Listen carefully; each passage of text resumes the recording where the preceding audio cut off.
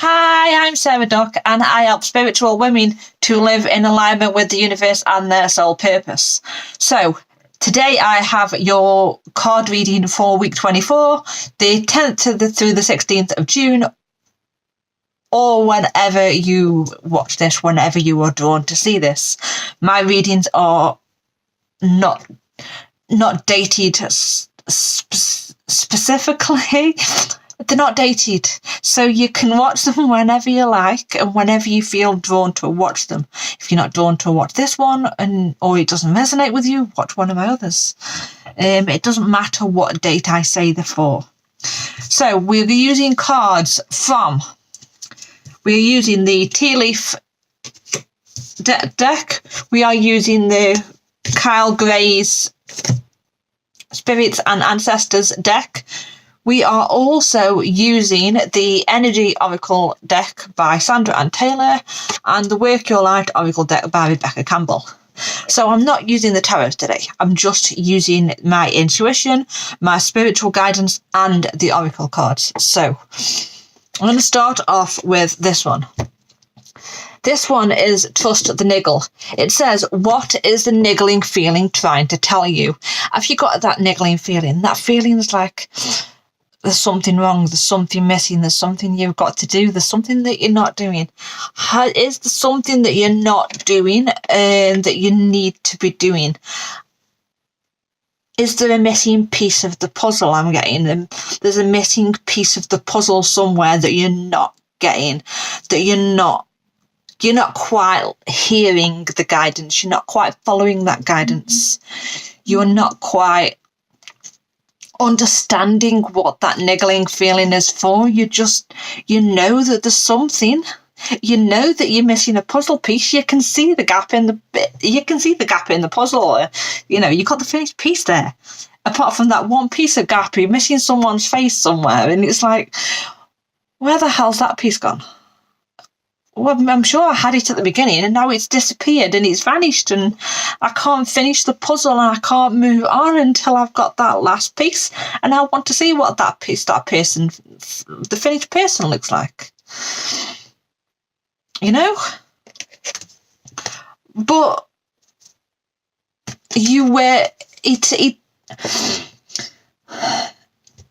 it's something that it's definitely something that you're not seeing. It's definitely something that you're not seeing. A contract, you're not seeing something, you've not got the balance quite right yet. You've not got your eyes open fully to what you should be doing and what you need to be doing, and you're not quite seeing the wood from the trees. You're not quite fitting in the pieces. Perhaps there's a contract and something that you need to be looking at, or you need to sign a contract, but you're not quite looking it over properly. You've not quite got your head in it when you're trying to read it all, and you want to read the small print and you want to get everything right and you want to make sure that things are right before you sign on the dotted line.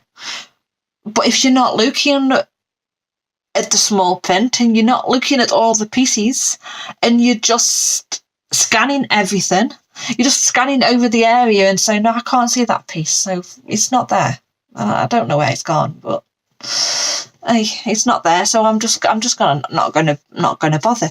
It's a bit like when you ask a child to go searching for something that's right there in the kitchen. Can you go fetch me that? Can you go fetch me an orange or whatever? Or go fetch yourself an orange and I'll peel it for you. And they go in the kitchen and they look around and they look home. And they come back. I can't see no oranges. No oranges in there, Mum. Okay, fine. I've got about 10 in the fruit bowl right in front of your face, but you can't see it. Fair enough, it's not there. That's the sort of energy I'm getting with it. That you're not quite seeing everything. And it's, if you read the small print, if you go into detail, if you really focus on the guidance you're getting, if you really focus on I want to say write stuff down. you will find that missing piece. If you look properly, you will find that piece. It's still there. It hasn't grown legs and walked off anywhere. It's still there. It's just that you're not actually seeing it. And is it because you've got an attachment to the past? Are you attached to something that that's not serving you anymore?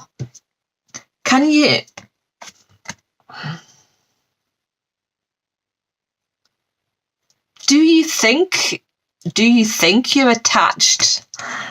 Do you think it doesn't feel like you're attached to something? You're attached to something in the past. You're not. You've got that attachment to something that you're not letting go of, that you need to move on from. And it could be an attachment to a person. It could be an attachment to a feeling. It could be an attachment to a business model that is not working for you. It could be an attachment to a certain way of life that you've just got used to. Like, I got used to just eating meat. I got used to being a meat eater. It's just, and as well as dairy and cheese. And I got so used to being a meat eater that I thought, I can't go vegetarian. Why would I ever want? Why? I've been eating meat all these years. Why do it? And then I went vegetarian. Just over, it was a year ago Saturday, I went vegetarian.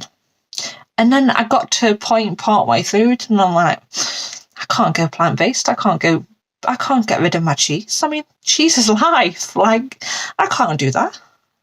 Why would I ever do that? Going vegetarian helped me spiritually. Going vegetarian helped me and my intuition got a whole lot better once I went vegetarian. But why would I give up cheese? I love cheese. Cheese is life. And I've got that attachment to that cheese. I can get rid of the milk easy enough. The butter, get rid of it. The eggs, I don't care. I've gone completely plant-based. Almost all of what I eat is plant-based. Except I can't get rid of that attachment to that cheese. And it's that cheese that keeps calling me, and it's that cheese that makes me calling my name from the kitchen, that makes me go in and cut a chunk off and just eat it. And then I'm like, I shouldn't have done that. It makes me feel like shit. I shouldn't have done that. But it's that kind of feeling, that attachment to something that you think you're attached to, you think you can't let it go, but you can. You're not actually. You might have got a chain around your arm. You might see the chain there or the chain against the wall, and you think you're attached to it, but you're not attached to them actually. You're not attached to those things. And I'm noticing the number 5 on there. So that to me is saying that if you go with that attachment, if you can let go and open your eyes and take the blindfold off, take the mask off, stand in your truth, and realise that you're not actually attached to things, that the puzzle piece that you are missing is there all along. You can move forward, and you can, then it's then that you'll unfurl, you'll unravel pieces of you. You'll unravel yourself. You'll unravel who you are, and then you'll be able to work more towards your life purpose and the reason why your soul chose to be on this earth, because that now you've got all the puzzle pieces. Now you know where everything or you've got all the puzzle pieces perhaps, but you don't quite know where everything fits yet. You've got part of the puzzle done. When you've got a bunch of other pieces there, but you know you've got them all. So you've just got to put them back together again, And it's like you're unfurling. It's an unfolding of you, unfolding of the rose, an unfolding of the flower. When the flower bud opens, and it opens up, and there you are inside a fresh new you, fresh new pollen for the bees to come in and to gather, so they can go off and plant some, do whatever they do with the pollen, make honey or whatever. They do. They come in, they get the pollen, and they go away and they do what they do. And it's also realizing that all the stuff that you've been through up to now have been happening for you, not to you. That things don't happen. Things that happen for you for a reason. They happen for you because it's a lesson there. Me personally, I went through a lot of years saying, oh, woe is me. Why can't I have a baby? Why can't I get a brother or sister for my child? Why does so-and-so down the road have 5 kids with 4 different men, and I can't even have a second child with the love of my life, with the father of my son? Why does that have to happen to me? Why do I have to go through all that pain, all that heartbreak, all them miscarriages? And Susan down the road, who takes God knows what and goes partying every weekend and has a different man in a bed all the time. Why do they get that, and why can't I? And it was about understand. It was all of woe is me. This is happening to me. Why does this have to happen to me? But that was the wrong frame of mind. That was the wrong mindset, you see.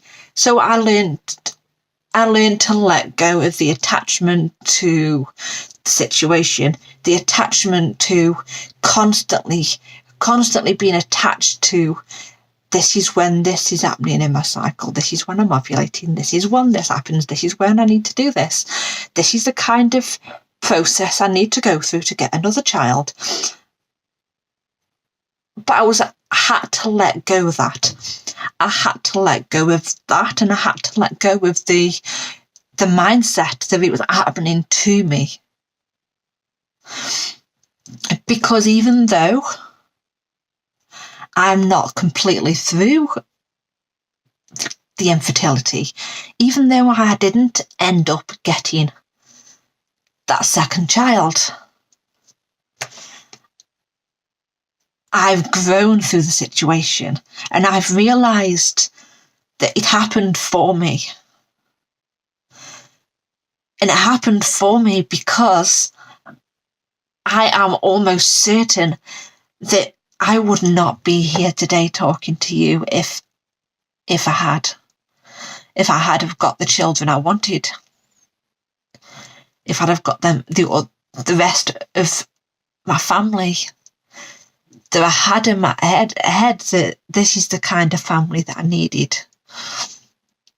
If that had ever happened back when I was going through all that, I wouldn't have learned my lesson. I wouldn't have learned to make the happiness was within, that I wouldn't have learned that happiness was within. I would have been the mother. I would have dealt with the family. I would never have gone in search of myself and who I was. I would have just stayed in mother mode, and I wouldn't have started a business. I wouldn't have done a lot of things if I'd have got the children that I was after back then. I will still have the children that I know that they're coming. I know I've got 2 children coming to me. I don't know when, I don't know how.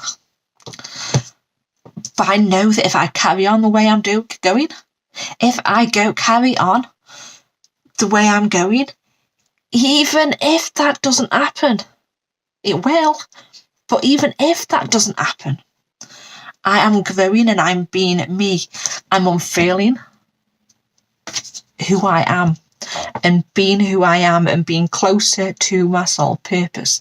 I'm living my purpose because of all the things I've gone through, not just that. And that it could be the same for you. That you can unfurl yourself and learn the lessons that you've had from whatever you've gone through. And then you're going to start seeing your soul tribe come in, your soul family.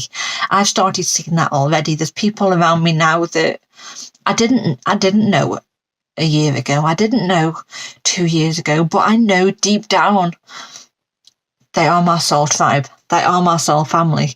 That we are soul linked. I feel that soul link. I know that we're linked. And that link, that you being who you are, you unfailing and starting to see clearly and starting to be who you are and shine your light, is going to start bringing in that soul tribe. It's going to start bringing in that soul family. In the future, later on, you might start seeing that soul family come in now. You might have people around you now that are your soul tribe, but more are coming in. So they want you to say to make sure you're being grounded this week. Start doing the grounding process and make sure you're doing it every single day. Make sure you're connecting with nature. Go out, connect with nature. Go and make sure you're more grounded. Make sure you're more grounded and make sure that you are grounding yourself every single day. Embrace the energy of peace. It's okay to have bad thoughts. It's okay to feel bad. But it's also about making sure that as well that you deal with that, and then when you deal with that, you bring in the peace again. You bring in the calm. I want to say meditate. Do some yoga or some I don't know how to pronounce that. Qigong, Chi. Do some yoga. Do some yoga or Tai Chi or something, something peaceful, something calm, something like slow movement, something that you can help. It's going to help you focus more on the movement so you can, it's like a meditation kind of thing. When you're focused on that, it's going to help you bring in the peace. It's going to help you be more grounded. It wants you to stay strong. Stand your ground, stay strong, be strong like that mountain. Stay strong as you're moving forward. Stay strong as you're on this path. Be committed to the process. Be committed to what you're doing. Journal your thoughts. Journal what your day is going to be like. And journal your dream day.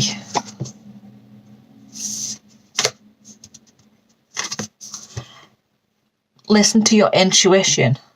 Follow your intuition. Follow that voice of your soul. Follow that guidance that you're getting, even if it feels like it's not right. Even if it feels like, you look at it and you're thinking, well, my intuition's telling me go there and do this. And I'm like, why? that's nowhere near what I want to do. But it could be a path that's going to help you, lead you to where you're going, you see. I also want you to set your sights higher. Dream bigger. Dream higher. Really set your sights higher.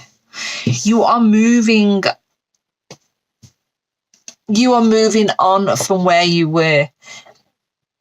I feel like this is saying you're moving on from where you were in May. That for some of you, May might have been a difficult month. May might have brought in a lot of intuition, a lot of new ideas that you started to follow, or you thought about following, maybe for some of you, and that you didn't do it. And so for some of you, May was a difficult month that you had to deal with, but you are moving on from that. We've got the carriage. It talks about a journey, either physically or mentally. So this is you moving on from that mindset in May. You moving forward from where you were in May. It's that forward momentum from where you were in May. It's now and now is a time for career and business. It's a time for career and business. Some of you will be need to play a different role, or will be playing a different role within the coming month, 2 months, I want to say. You'll start to see that different role play out. You'll start to see what that different role entails within your career or business. That's going to really help you to move forward. But this week is about peace. It's about calm. It's about trusting that intuition. It's about being in that feminine energy this week and really focusing on that intuition, really grounding yourself, really being in peace and calm, really finding new ways to meditate. Ways to meditate that involve movement as well, like that Qigong or Tai Chi and yoga. That sort of thing. I want to say that Qigong, I don't know how to pronounce it, I'm so sorry. That's what comes up in my head when I see it, because that's what I want to start doing, you know. Things are going to start improving. You will start seeing what you need to see. It's just now a case of being in that feminine mode for this week and just really focusing on that. Make sure you're writing down your guidance. Make sure that you have that. Have something somewhere to write down the intuition and that guidance as you go forward. And that is your reading for the week. Thank you for watching. I hope you have the most amazing day. Bye.